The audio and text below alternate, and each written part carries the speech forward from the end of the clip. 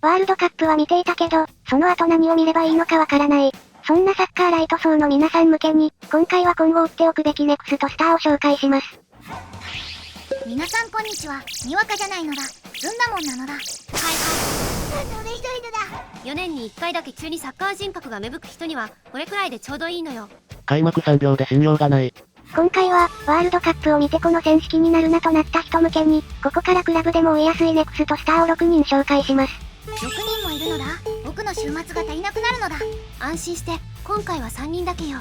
前編として、まずは入り口として一番見やすくて、しかも強い3人をサクッと絞っての紹介よ。つまり今回は、サッカー迷子センター前編なのだ。保護対象、前編で学ぶ。概要欄から気になるとこに飛んでみてくれても OK なのだ。だからチャンネル登録どうかと貸してくれさいなのだ。ちゃんと言いなさい。今回の基準は3つ。ワールドカップで印象を残したこと。今後クラブでさらに話題になりそうなこと。ライト層でも追いやすいこと。つまり、すでに誰でも知ってる完成品だけじゃなくて、今から見始めると楽しい選手を優先してるの。今のうちに知っておけば、未来の僕が実は前から見てたのだって言えるのだ。まあ、にわか脱却心理としては結構大事ね。未来の僕、腕組みとドヤ顔のストレッチを始めてるのだ。用途が浅い。でも正直わかる。ズンメタでは、1人目いきます。1人目は、ドイツ代表、バイエルン・ミュンヘン所属のジャマル・ムシアラ。もう名前からして、なんか強いのだ。必殺技を3つくらい持ってそうなのだ。そんなこと言われたらバトル系キャラに見えてくるからやめろ。この選手を一言で言うなら、持った瞬間に空気を変えられるドリブラー。ぬるっと抜いていく人なのだ。そう、派手に吹き飛ばすというより、細かいタッチと重心移動で相手を剥がすタイプ。狭い場所でも前を向けるのが強いの。ぬるっとって、オクラみたいな抜き方なのだ。オクラのドリブルって何なのよ。今日からオクラサッカー解説者としてやっていくのだ。肩書きが終わってる。オクラドリブル派閥やめろ。ムシアラを見るときは、まず狭いところで前を向けるか。次に、2人に囲まれても運べるか。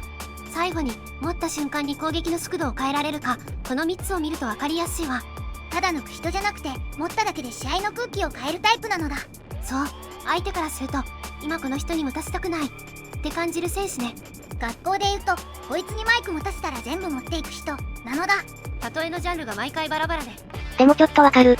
文化祭で急に無双するタイプ。しかもクラブで見ると、代表戦以上に周りとの連携が見えるから、崩しの起点としての面白さがもっとわかるのよ。つまり、一人で強いだけじゃなくて、周りも急にうまく見えてくるタイプなのだ。そうかも。自分で壊せるし、周りも活かせる。そこが厄介ね。相手からしたら、1対1でも嫌だし、放っておいても嫌なのだ。面倒くささの完成形なのだ。ぬるっと3枚は普通に怖い。ムシアラいる時だけ時間の流れ変わる感ある。足元にボール吸われてる？まだ本調子ではないけど、前よりかなり良くなった。来季は期待できる。4人抜きのドリブルが昔のムシアラを思い出させた。昔のムシアラって言い方、どういう意味なのだ？最近何かあったのだ？怪我で長く離れてた時期があって、そこから戻してる途中だったのよ。だからファンは、点を取ったかだけじゃなくて、あのぬるっと感が戻ってるか、も見てるの。オクラ成分の確認なのだ。オクラから離れなさい。ワールドカップだと、ムシアラはどの試合で、戻ってきたのだってなったのだ。一番わかりやすいのは、キラソー戦ね。ドイツが7対1で勝った試合で、ムシアラもゴールを決めてるわ。7点、景気が良すぎるのだ。しかも大事なのは点だけじゃないの。怪我明けで、本来の感じに戻れるか、を見られていた中で、狭いところを運ぶムシアラらしいプレーがちゃんと出たのよ。復調確認試合って感じ。ムシアラらしさが戻ると一気に怖い。なるほどなのだ。ただ点を取ったじゃなくて、あのぬるっとオクラ感が戻ってきたで評価が上がったのだ。オクラ感は評価に入ってないわよ。僕の中では今、ムシアラ再評価とオクラ再評価が同時開催なのだ。後者は即閉会していいわ。ズンメタ2人目は、イングランド代表、レアル・マドリー所属のジュード・ベリンガム。確か全部できる人なのだ。サッカー界の欲張りセットなのだ。かなり近いわね。守れて、運べて、決められる、大型ミッドフィルダーのお手本みたいな選手よ。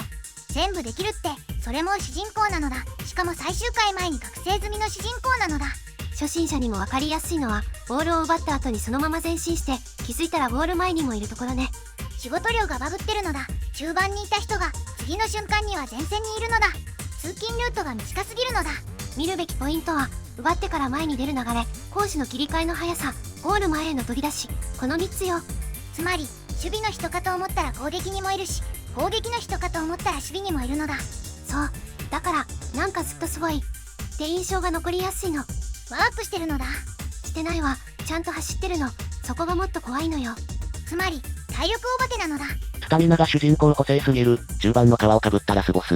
90分じゃなくて120分しよう。しかもこういうタイプって目立つプレーだけじゃなくて守備でも効いてるから、初心者が見てもなんかずっと映ってるし、なんかずっとすごいになりやすいのよ。僕もたまにあるのだ。何もしてないのになんかずっといるって言われるのだ。それは大体邪魔な時よ。やだだ。存在感の種類が違う。ベリンガムは有効、積んだもんは常駐。ベリンガムはワールドカップのどの試合でこの人やばいのだって空気になったのだ。まず本命はメキシコ戦ね。ラウンド16でイングランドが3対2で勝った試合なんだけど、ベリンガムが2得点で完全に主役だったわ。大一番で2点は主人公すぎるのだ。しかもそれで終わらなくて、次のノルウェー戦でもまた2得点してるのよ。だからたまたま当たったじゃなくて大会の中心選手だって評価に変わったの。大舞台で点を取る中盤はずるい。もう大会の顔じゃん。長所はたくさん、短所はない。ベリンガムは肺が3つある。肺が3つある扱いなのだ。それくらい走るし、それくらい目立つってことね。3つ目の肺は多分大舞台専用なのだ。重要試合になると解放されるのだ。第2形態みたいに言うな。ツンメタ3人目は、スペイン代表、FC バルセロナ所属のラミン・ヤマル。若いのに落ち着きすぎてる人なのだ。年齢確認を2度見するタイプなのだ。そう、仕掛けるだけの若手じゃなくて出すべき時にちゃんと出せる。そこが異常なくらい大人びてるの。若いのに落ち着いてるって僕より大人なのだ。比較対象がだいぶ頼りないけど、言いたいことはわかるわ。僕が比較対象に使われると大体相手が褒められるのだ。便利な物差し。急に自己分析が入った。見るポイントは仕掛けるか出すかの判断、カットインからのチャンスメイク、そして強気なのに無茶しすぎないバランスよ。若手なのに俺がだけじゃないのが強いのだ。そう、怖さもあるし冷静さもある。その両立がすごいの。なんかテスト前に一夜漬けしないで普通に満点取る人っぽいのだ。的を置いててるっぽいのが腹が立つけど、方向性は近いわね。しかも満点取った後に運が良かったですとかいうタイプなのだ。なんかやたらリアルね。ヤマルはどの試合で評価を上げたのだ。若いのにずっとすごそうで逆にわからなくなるのだ。わかりやすいのはオーストリア戦ね。スペインが3対0で勝った試合で、ヤマルは点こそ取ってないんだけど、試合の怖さをずっと作っていて、その試合のプレイヤーオブザマッチにも選ばれてるの。点を取ってないのに選ばれるのだ。それだけですごかったってのがわかるのだ。そう、数字だけじゃなくて右からずっと脅威だった、この子が流れを作ってたって見られたってこと。本人的にはなんでやねんみたいな表情してたけどな。ちなみに最初のインパクトならサウジアラビア戦の初ゴールも大きかったわね。なるほどなのだ。サウジ戦で目立ってオーストリア戦でやっぱ別格なのだってなったのだ。点なくても主役なの強い。若いのに試合支配してる感ある。てか年齢見てからプレイ見るとバブル、同棲しすぎて逆に怖い。18歳でこの落ち着きは反則。大会中に19歳になったけどな。18歳で本物のキャプテンみたいに振る舞ってる。あの年齢でこのプレッシャーはすごい。最近少し苦しい時期だからこそ支えるべきだ。調子がいい時だけ褒めるのは簡単なんだから。でもヤマルって優勝したり活躍したりだいぶ順風満帆そうなのだ。うまくいかない時なんてあるのけ。そりゃあるわよ。すごい選手でも試合によっては評判らしくないとか不調かもって言われる日はある。しかもヤマルは年齢の割に期待値が高すぎるから、少し崩れただけで周りの反応が大きくなっちゃう。はえ、なるほどなのだ。スター候補って褒められる時も叩かれる時も音量が大きいのだ。それだけすでに中心選手として見られてるってことでもあるわね。僕だったら3コメントでへこむのだ。5コメントったら布団に入るのだ。あなたはまず通知を切って寝なさい。ツンはメンタル育成から必要だな。ツンメタということで前編は、ムシアラ、ベリンガム、ヤマルの3人を見てきました。整理すると、ムシアラは狭い場所で違いを作る人、ベリンガムは全部できる支配者、ヤマルは若いのに判断が成熟か。前編だけでもかなり個性が違うわね。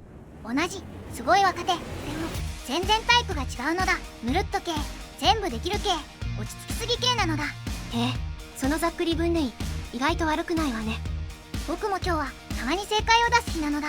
たまに打率が高い。今日は当たり日。たまに決して毎回かなり鋭いにしてほしいのだ。盛りすぎるとにわかがバレるわよ。はい、ということでまだ終わりません。後編では、さらに見てて楽しい知ってるとちょっと通っぽい3人を紹介。前編だけでもお腹いっぱいなのにまだデザートがあるのだ。後編はデザートというよりお犬間セットで。言い方がちょっと怖いのだ。ここで終わると片足だけ沼。後編で帰れなくなるやつ。っていうかお腹じゃなくて脳みそいっぱいでしょ。ぐぬ。容量3ビットだもんな。インターネットは株の一緒ないのだ。あなたは知ってるのね。みんなの今回の3人なら誰が一番気になるかもコメントで教えてほしいのだ。あと僕がにわかじゃないかどうかも優しめに審議してほしいのだ。その嫌いは毎回ほぼ満場一致なのよね。有罪。執行猶予付き有罪。それでは前編はここまで。次回もよろしくお願いします。チャンネル登録と高評価、どうかお願いしましたのだ。では次回の動画でまたね。